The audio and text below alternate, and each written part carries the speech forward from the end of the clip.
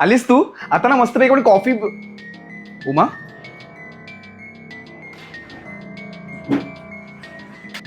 उमा अगं काय झालंय? काय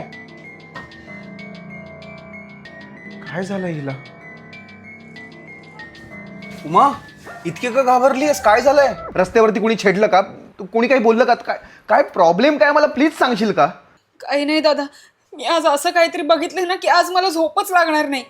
म्हणजे कुणी फॅमिलीवर खूप प्रेम करत असेल, त्यांना आनंदी राहायचं असेल, पण वेळेने या सगळ्याच्या आधीच घात केला तर, आणि त्याला सगळ्यांपासून दूर जावं लागलं तर दादा.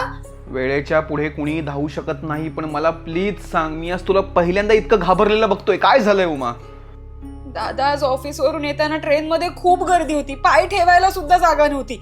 तितक्यात ना एक माणूस धावत धावत आला, चालती ट्रेन पकडायचा प्रयत्न केला आणि त्याचा पाय सटकला रे.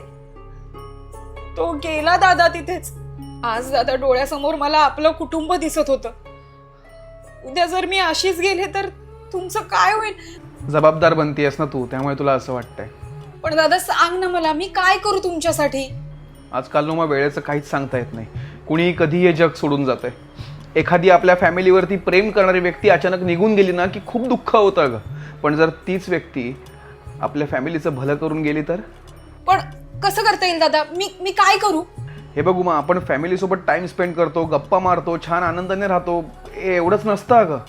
आपण गेल्यानंतर सुद्धा आपल्याला फॅमिलीची काळजी घेता आली पाहिजे. म्हणजे माझं तर असं म्हणणं आहे ना, प्रत्येकाने टर्म इन्शुरन्स काढला पाहिजे.